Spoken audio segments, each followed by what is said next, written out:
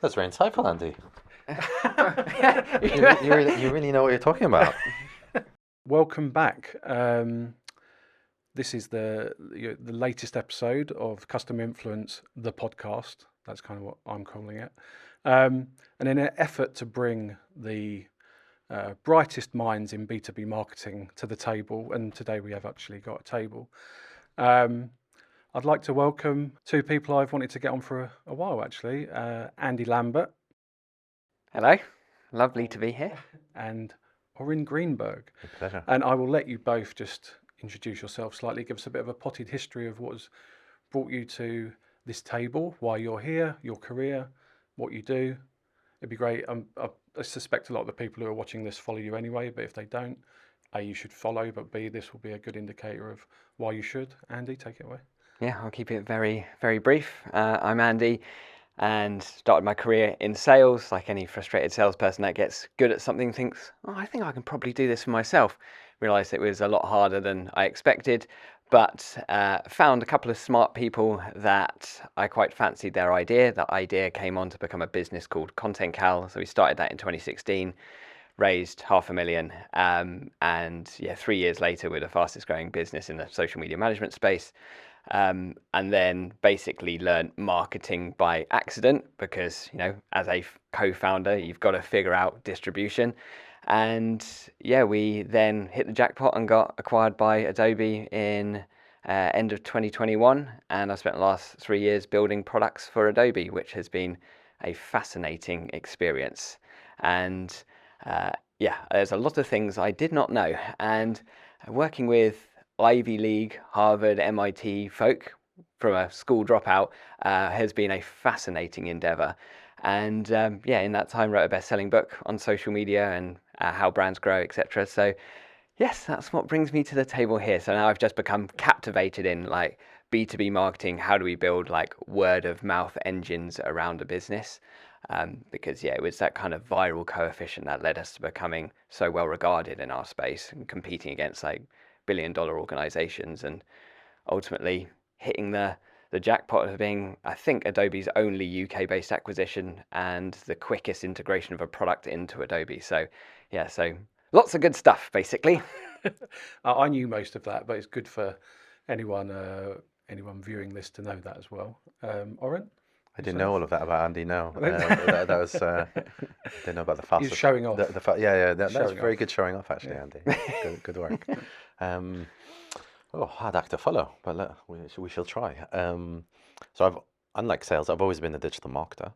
So I started back when I saw Google on the rise, and I was like, okay, this is going to explode. I should probably focus on doing that. Ended up working for multiple VC-backed businesses in very intense environments. At one point, I was managing 12,500 Google ad accounts. So I was managing like probably one of the largest set of accounts in the UK for Google ads. So that was fun. And then I worked for some very controversial, interesting brands with really impressive, brilliant people like at Wonga. And I started an agency, which is now a mobile app marketing agency. I brought in Sam Olsen, and he runs that now. I've been a marketing consultant for quite a while, almost 10 years. I've worked for some of the world's largest brands, Canon, Lenovo, Vestec Bank, British Telecom recently. And a lot of startups and a lot of scale-ups, all in tech businesses.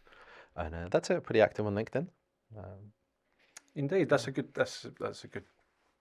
Yeah, that's where I kind of saw your content and liked your content, and then Kristen and I obviously spoke to you about working with Custom Influence, and that's how kind of we've got to know you a bit better. And always have been impressed with your point of view and the value you bring to the table in terms of content. It's always measured, always well thought out, and it does stick out to me anyway on LinkedIn.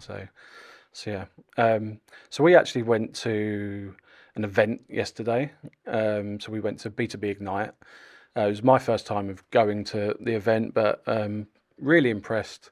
I know the founder of it, Joel Harrison, through getting to know him through Custom Influence and B2B marketing, and he did a really good talk on kind of what thought leadership looks like at the moment in the current times. A lot of the chats were around this inflection point around B2B marketing, and being, from around this year, where maybe it was a bit before, I would say, but a lot of people talking about that now's the time of change. And it'd be good to kind of use that as a focal point of our conversation today, because I think some of the content you post around is very much around that and about the shifting sands of B2B marketing and what's changing.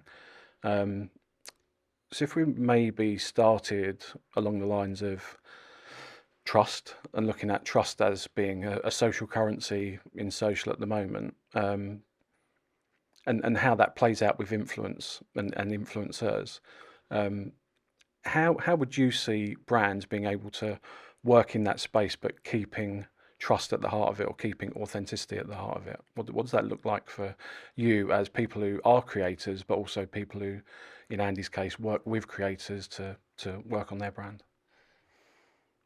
So, shall I take that one? Yeah. Right? Okay. So, I think in B2B we need to look at trust in a different way, and there's a maturity that the B2B businesses are going on. I see it as a maturity curve, right? So, where B2C have already understood this, right? They've already understood that influence is bigger than a follower number. And I think where we're struggling in B2B right now, we still see influence, especially on LinkedIn. If you look at LinkedIn, right, you still see large followers numbers as in that person's got credibility, authority, influence. But it runs much deeper than that if we want to make B2B work properly for us, or influence in B2B work properly for us, looking beyond that.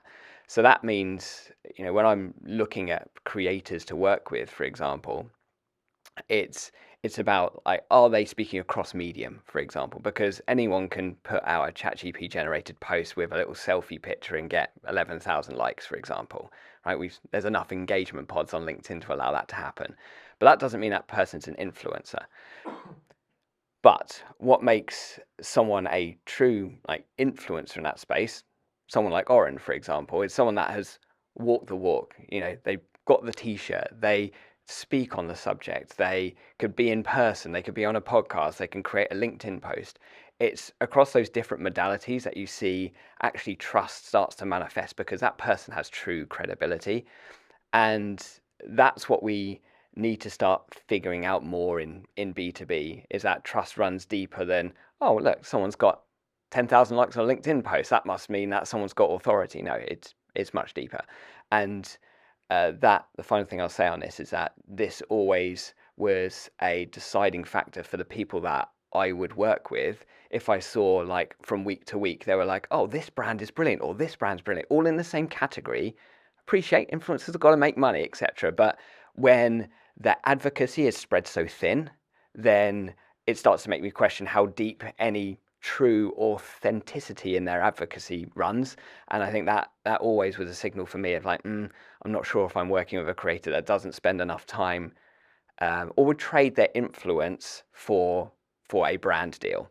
And that's where kind of trust in B2B runs a lot deeper, and where we need to consider it more if we're thinking about doing this in B2B and the creators that we choose to work with. That makes sense? Yeah, that's a really good point, because I think that there's almost, because B2C is a lot more mature, there's almost an expectation from the audience, rightly or wrongly, on the creator side, that they will be selling product, whether it's their product or whether it's another brand's product. That's how that economy works. But from a B2B perspective, that's a very different game. It's not about the amount of brands, it's about the quality of brand and the alignment, and making sure that as long as that's in place and it's not overblown, then it feels better. It feels like everyone's getting value from it. Oren, have you got a comment on that?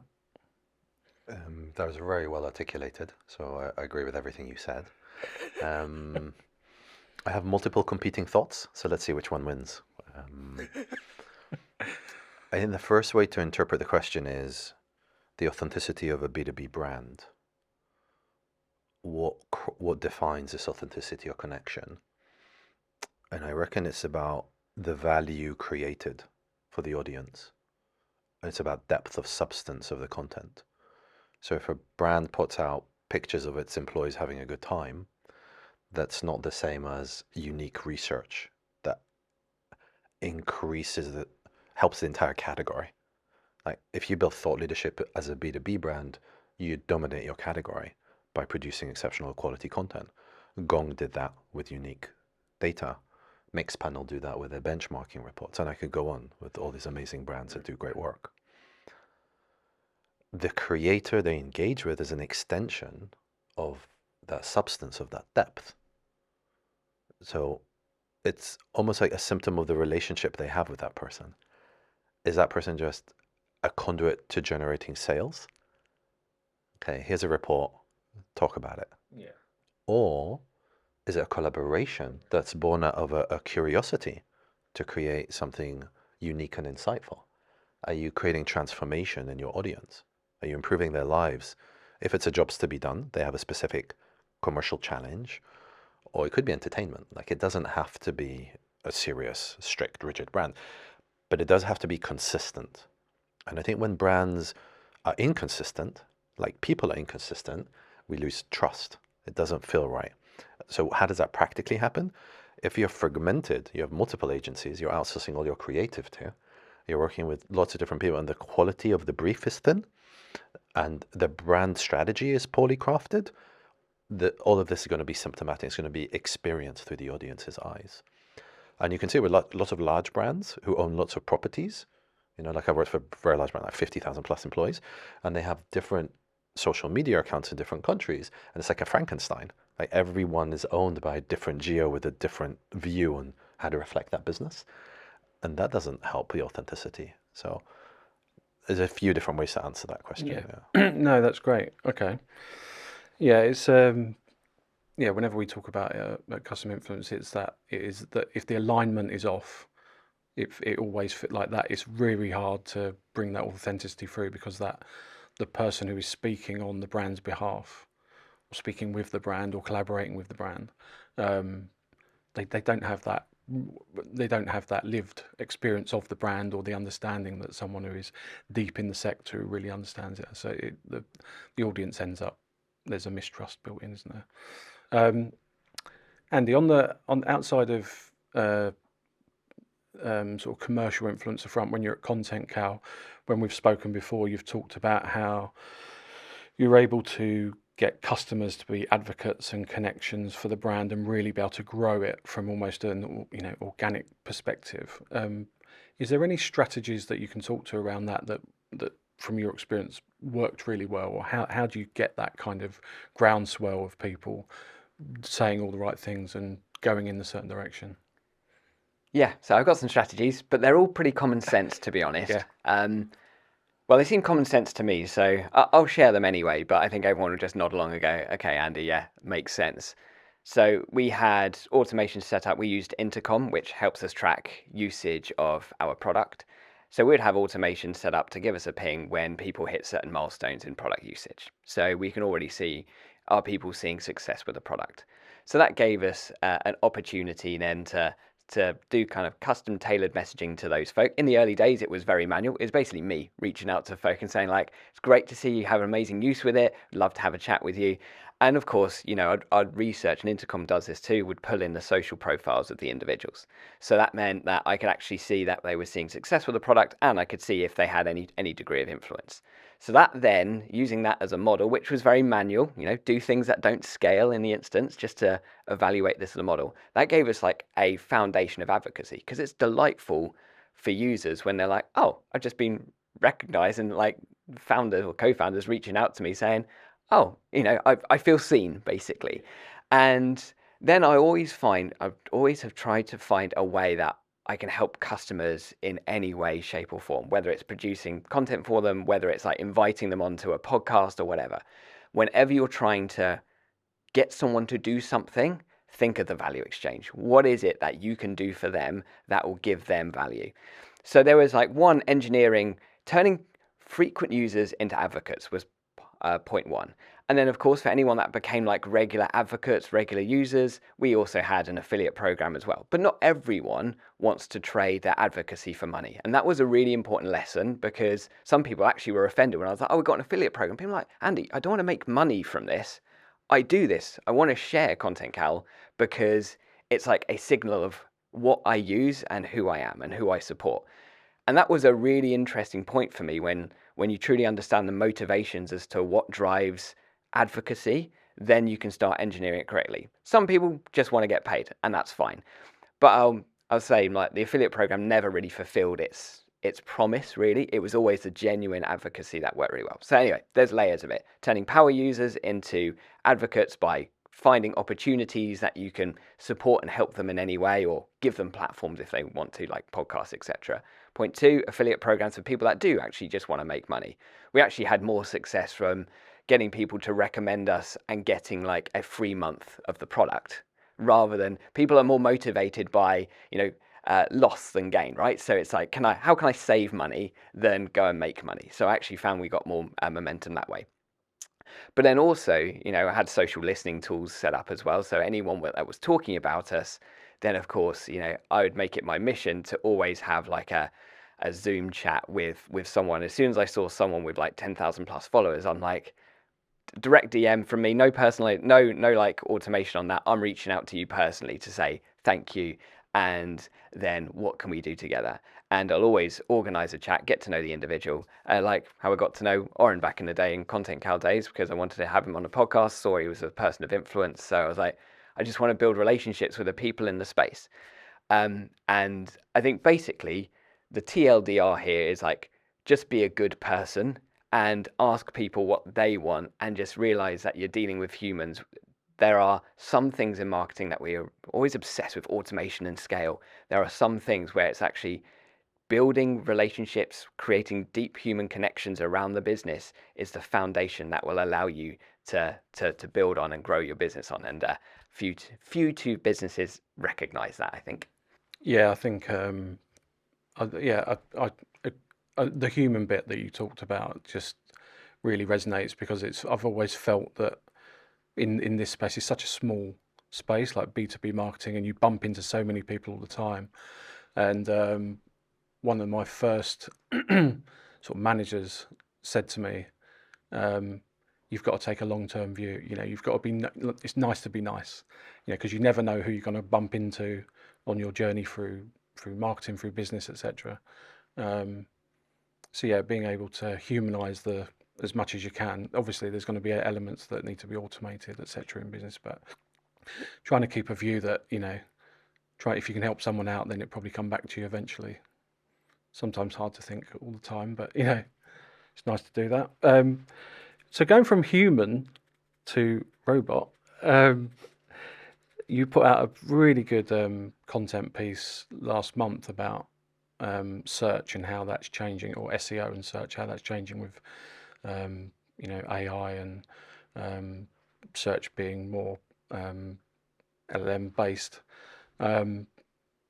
I'd love to talk a bit about that and sort of unpick that a bit more and get your input on that, Oren, because I think that that's such a area that B2B marketers should be really aware of and all over at the moment. And I get the feeling they're probably not, so I think any if we can have a unpick that a bit, that'd be great. Right, I'll start. I have a feeling that Oren and I are going to probably take the next hour on this subject. It is fascinating. I actually find it one of the most exciting things that I've seen since being in marketing. I haven't been in marketing as long as my wonderful colleague here, but the shifting sands, as you describe at the outset, is absolutely what's happening here. And it feels actually like what's old is new again, and what's new is old again. It feels marketing is incredibly cyclical, right? And at risk of oversimplifying it here, let's start with some of the fundamentals, the knowns, right? 60% Google searches end without a click. We know that the amount of pages crawled to a link returned is just getting so much longer, right? So traffic to a website is going to reduce. The value of traffic is reduced, right? Visits is not a KPI we should be optimizing for. And ultimately, a website is now getting pushed further down the funnel, right? Because already we know that I can't remember what the stat, or you can probably keep me honest here, but like, so let's just say 70% of buyers come to a website when they're ready to buy already. We know this, right? So you're better at remembering data than I am, Oren, so you can keep me honest on that. Basically, websites end up getting pushed down the funnel, and it's going to get even further. And of course, there's lots of like LinkedIn narrative from thought leaders like Oren and me saying like LLMs, etc. But the reality is they're a tiny proportion of search, but growing quickly. But we know that this is the way things are trending. So what does that actually mean for a business? And when I say what's old is new again and new is old again, because ultimately this comes back to digital PR, right? This is the frequency that you're spoken about as a business in and around the category that you serve, with the persona that you seek to serve and the problem that you seek to solve. The frequency that your business appears in that string of words related to your problem space in your category is going to determine how often you're surfaced in an LLM and in Google AI overviews, etc. That's the hypothesis, because LLMs are probabilistic. You talk about this, Oren, so they are not deterministic. So we don't actually know this for sure. I'll give you an example, and I really want to get Oren's take on this. So there's a company I advise, tech startup, etc. And the founder excitedly told me yesterday when we were having a little catch up, like, how things going? Like, you know what? We're appearing in ChatGPT under the search term, our chosen search terms. I was like, oh great, let me do it. I'm like, no, you don't. He's like, oh, it does on my ChatGPT. I'm like, that's because it's gaslighting you, because it has a confirmation bias, right? Because you've spoken about your business before to ChatGPT, it tells you what you want to hear. And so I find that fascinating, because it's not like Google days where like, okay, we're ranking number 1. You can see in the SERPs, we're all good. It's not quite as straightforward as that. So I think at the moment, all I can deduce from this is like best guess. If it's probabilistic, we need to give ourselves the highest chance of appearing in those searches, which means the more opportunity we have to create digital PR moments, which is creators talking about us or employees talking about us, because increasingly social content is getting indexed and ingested into this. Communities like Reddit I speak about so much, obviously YouTube, hugely important sources that LLMs crawl to infer the right result or the right answer to that query and increase your chances of being discovered. But there is a lot still to unfurl in this. But anyway, that's my take. Oren, I'm excited to hear what you have to say though. Yeah, everything you said spot on. I agree with it all.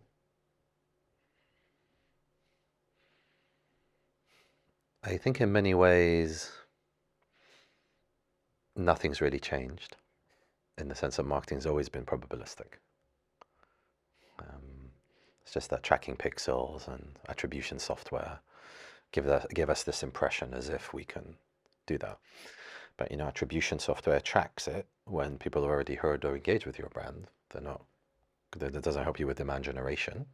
Or that's a B2B term for what B2C marketers call brand marketing, right? So building a brand. In terms of SEO, okay, so you're going to structure your content a bit differently, so it's more natural language, and you're going to restructure the snippets, and maybe you'll have a meta tag where you produce anchors on specific parts of your page, so you can see that and probably get better clarity on referral data. Like ChatGPT now tells you when the referrer is ChatGPT. I think what's important to note is that different LLMs operate differently. So ChatGPT is based on Bing, which is still essentially a traditional search engine. But Perplexity and some of the others like Claude don't do that. So you're actually technically optimizing for different algorithms because they have different mechanisms for how they rank. So Google is still backlink focused, right? And it still has domain authority and like the interlinking and the relationship between the websites, where with the LLM bundle, that's not as important. The correlation is a lot weaker. So what is clear is the research shows that the more mentions you have and associations with a topic, the higher your probability of ranking. So what does that mean in terms of your strategy, your thinking, your approach? I think the best way to think about it is what are the jobs to be done for your customer, and how do you produce the best quality content online around that topic? How do you become the go-to expert? I think the easiest way to think about it is like academia. The research papers that have the most citations, those people become the most authoritative. It's not because they produce the most amount of papers, but also the depth and quality of those papers. So is it quantity or quality? It's both. So you need to just ramp up. So what does that tangibly mean for you? Ranking, like producing content on LinkedIn. Why? Because the LLMs now are crawling LinkedIn posts. It means appearing on podcasts. So it's now your plethora of everything you're doing is going to feed into search in a way that search wasn't doing before. Because when you were on podcasts, it didn't impact your Google ranking because they're all about backlinks. So in a way, we're entering a phase where it's much more authentic to the value and substance of what a brand actually is compared to how it's been previously, which is like trying to manipulate an algorithm. And in a way, we're entering a new era, like back to how it used to be, pre-performance marketing. It is an interesting loop, like you were mentioning. What is interesting was these tools and the way they run an assessment of the indexing. So they run hundreds of thousands of queries, and they try and see which brand ranks most frequently for those queries. But the problem is where those queries coming from. You change one word in one of the queries, you'll get very different results there. But even if you run it without personalization and without bias, these tools, I think they're still problematic. There's still issues with the accuracy. And I think that there isn't like a concrete, clear way yet. And I think what's really fascinating is like people still don't really understand how AI works. Like even the AI researchers, you keep seeing these research where Anthropic releases the chatbot to try and manage a store, and it completely botches like running a store as if it was a store owner making things up. And the researchers don't know how to explain this. So the fundamental technology is still misunderstood. But it's interesting how quickly it's changed our entire working lives. Yeah, that's it. Some of the thoughts on AI. Yeah, and it feels like it's changed. Going back to the inflection point, it feels like the last 12 months, it's just kind of, it feels like that speeding up quarter on quarter. It's like every quarter there's the velocity of it is, it's quick. It's kind of moving quickly. We're past novelty now, right? Yeah. We're now into genuine use case. Well, certainly it's a case for ChatGPT or Claude, for example. Genuine use case. The memory function of ChatGPT, the context windows, the amount of tokens, for example, it makes it phenomenally useful.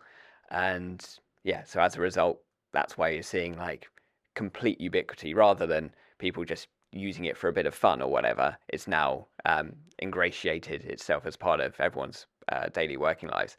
But the most interesting, scary quote that I heard recently was, and I will not mention names here, I was doing an event with a customer, Adobe, and we were talking about LLMs and SEO changes, the stuff we're talking about here.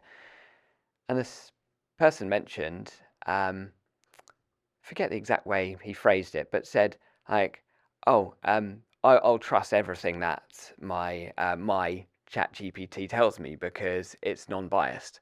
And I was like, that is fascinating. How I wonder, obviously sample size not statistically significant. It's n=1 here, but like how it's become such a daily part of people's lives that they're now saying, I trust ChatGPT. So by extension, will people by default trust the recommendations of products and services that come out of ChatGPT, which I find fascinating because, Google was just a plethora of links and you make a choice and then, you're likely to click on the first three. Whereas now, if ChatGPT says, oh, Guy, this is a product you should use, you're like, cool, sounds good. So that's the bit that I'm fascinated by, like how trust in products will be shifted as a result of AI. So, yeah, interesting / very scary. Yeah, that is pretty scary. Okay, on that front, in terms of like tracking and metrics, etc. So one thing that again came up quite a bit yesterday at Ignite was around, because the buyer journey's changed, because delivery has changed, because consumption has changed, etc. What are the marketing metrics? What are vanity metrics now in this new world? And what are the metrics that people should be looking at that are driving growth? And is there maybe firsthand, from the clients you work with, Oren, or from an Adobe perspective, are there metrics that you almost discount now, and that doesn't really matter, but these are the ones that we have to nail, or these are the ones that we know are the growth drivers, from whether it's influencers you use, whether it's media, whether it's SEO search, etc. So I think one metric was a key strategic metric in marketing is share of voice, and share of search. When you put in your brand and you see how many people are searching for it, is a good proxy for how it used to be done through surveys. So if the search volume is now shifted towards large language models away from Google, you're actually having a harder time understanding your share of voice as a result of this. Fundamentally, all strategic marketers care about is commercial KPIs. So this is qualified meetings, pipeline, opportunities. What does the CRM say? A lot of marketers, they're either focused on or mandated, because I see both across different clients that I advise, to focus on the wrong KPIs, shallow KPIs. Even yesterday at the event, there were marketers who were asking, how do I shift the C-suite from having me only focus on marketing qualified leads to something more material and meaningful? So the marketers are frustrated because they know that they're Counting the wrong things. painting in department, coloring in department, rather than driving a meaningful commercial result. Yeah, so some of the top ones that come to mind. Okay. I back your comments on share of voice. That's always been my go-to, really. And of course, changes a little bit, as you were saying. That being said, given how we've just been speaking about how especially social mentions, the proximity your brand is mentioned in and around your category, etc., working with creators, influencers, your employee advocates, your customer advocates, all the stuff we've been speaking about, when you have a maelstrom of people talking about you, by that nature, your share of voice will increase. And I'm still a huge advocate about share of voice, and I just wish every C-suite individual would understand how share of voice is a leading indicator for brand health and future cash flows. Because MQLs they're important, like leads, pipeline, etc. Far too few people, however, just on the kind of more commercial KPIs, to your point, Oren, far too few people really understand pipeline velocity and pipeline accelerators. And I spent a lot of time digging into that from a content cal perspective, because when you truly understand the source of the leads, and I've said this numerous times on podcasts, like we would hold commission back from our salespeople that didn't accurately put in where that customer came from. Not like, oh, I found you on Google search. I wasn't accepting any of that as an answer. It's like, what encouraged you to search on Google? So when they put that in HubSpot, then they would get paid on the deal, because then I truly understood what the pipeline accelerators was. So was it someone like Oren talking about our brand, or someone, whomever? And that helped me really justify to our board where we were going to be placing our bets. And before that point, we were doing 100 grand on Google, just paid search, with diminishing returns, to a point that our payback period became an absolute joke, right? And you've seen so many SaaS businesses fall into this, because we had just raised 2 million of venture capital. We're like, fire up the cannons, here we go.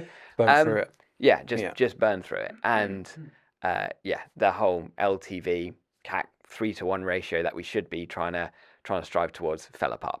But all of that, it's all fairly simple math when you get it right. Okay, so that's not wildly complex. Leads, pipeline velocity, that's not wildly complex. But the point is, like in B2B, we're just always held back because we spend our lives talking about lagging indicators, that stuff, which will be like, oh, what's next quarter? And unsurprisingly, we'll then look at each other in the eyes, in our meeting, the next quarter at the beginning, oh, what's in the pipeline, lads?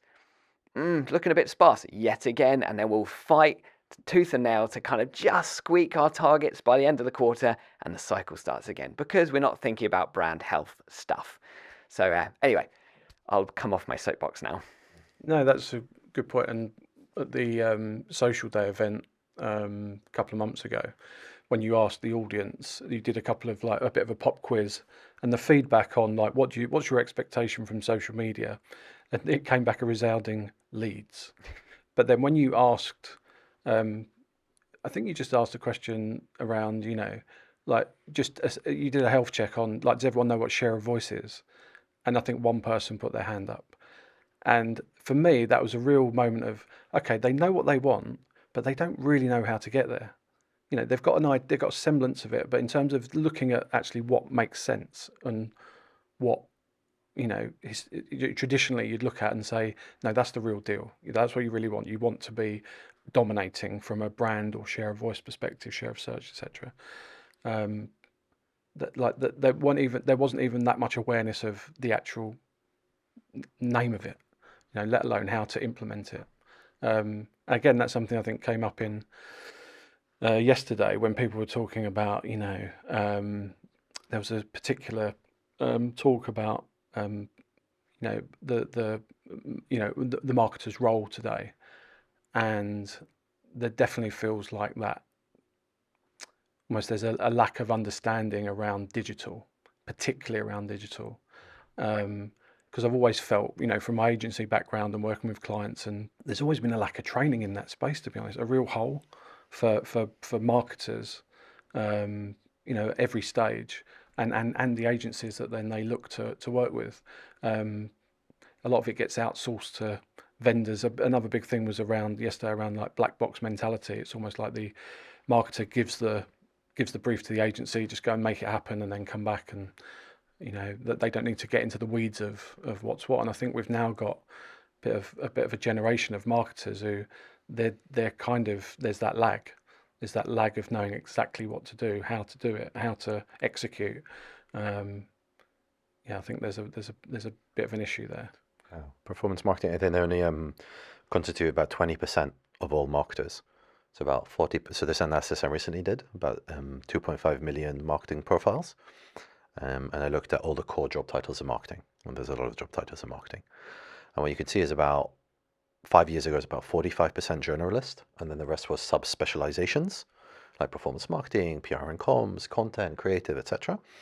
And that's shifted now. So now it's 40% generalist, and then performance has gone up. So there is more of a shift towards digital, but that's roughly the ratio we're looking at.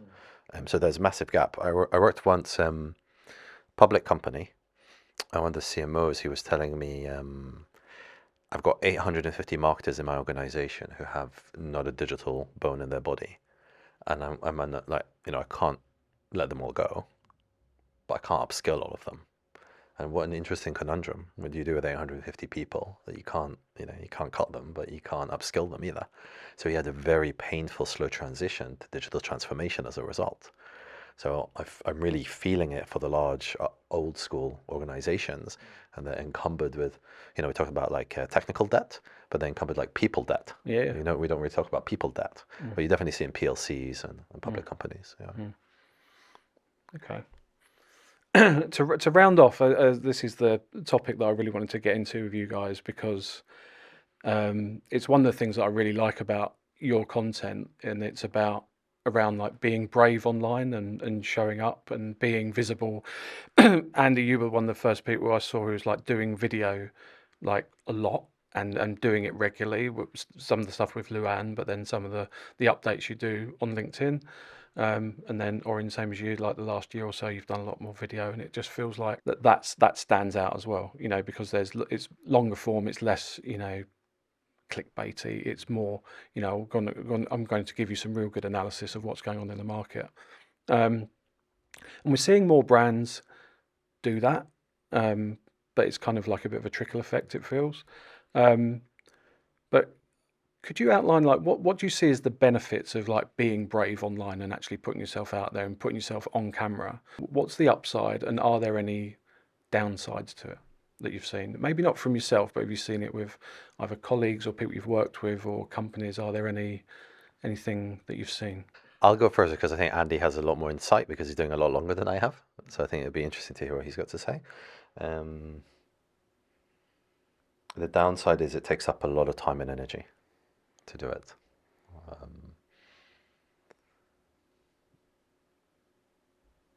I think everyone finds posting on social cringe. And I don't think that ever changes if you're authentic. I think people who say that they don't find it cringe is problematic. Like, I think it's a strange animal who's not worried about making a mistake publicly or not worried about an expert coming out of the woods. I mean, I had one of the most famous marketing professors in the world come criticize my LinkedIn. He left a comment, and suddenly I had like 9 people jump to my defense, like grilling him in the thing until he deleted the comment, and then he blocked me on LinkedIn. And then the same week I had another guy with like 60,000 followers block me on LinkedIn as well. So what happens is you have these like ego clashes, I'd call it. Not that I instigated them, but I do have my opinion. I'm not afraid to voice it. I think every person has a unique voice and everyone's opinion has weight. Does someone with like 20 years experience doing something have more weight and credibility than someone doing it for 2 years? Obviously, yes, they have the experience. So I'm not saying all voices are equally weighted in a B2B commercial context. It's not like democratic voting, right? There is value to expertise and depth of knowledge and experience. I think video is interesting in the sense that the viewer, the consumer of that content, has more data streams. When you're reading text, you don't get voice, you don't get visual, you get a 3-dimensional picture. More input. That builds a relationship qualitatively in a way that other content forms can't do. So it's not. I also think different mediums serve different purposes. Like, you can't convey a lot of information in a video because it's much slower than reading text. And also carousels serve a purpose if you want to have like a dense narrative or something that's more linear in a structure or story. So I don't think it's like video versus other formats. Video is superior to other formats. I think, what's your strategy? What's your goal? My goal is to create authority, to become expert, because I don't think you are ever an expert. I think you're always becoming expert, because otherwise you're living in a very static bubble, but the world's always changing and you're always adapting. And the most expert people I ever meet, they're very humble with what they don't, because they know how much they don't know, right? So I reckon it's okay to just get out there and voice what you think and your own lived experience. And I think you grow as a person, just like when I do public speaking. You know, I think there was a statistic where people would prefer to die over doing public speaking. It's like the top 3 fears on public speaking was like fear number 1, death was fear number 2. I'm like, really? What was 3? Like losing the Netflix subscription. I don't know. It's like losing their iPhone. I can't remember what the third one was. Something diabolical, clearly. Dinner with Elon Musk or something. Yes, must be. I think it's about what you believe. I believe that I can have a positive impact on people's lives. A substantial, meaningful impact that's lasting. People close to me and people at large. For me, this is a medium, a conduit to having a lasting impression, to make a dent in the universe. I think a lot of people, that's not where they're coming from. They're coming from it, but how does it serve me? How am I more famous? Or how do I make more money? Or how do I get more prospects? And because of that, the motivation and energy is short-lived, because it's not about just like being in a mindset of giving infinitely. Yeah. I guess I'm a big believer in reciprocity, like this biological imperative, where, you know, I perceive reciprocity as biological, and I think 8 out of 10 people, they will reciprocate. 2 won't.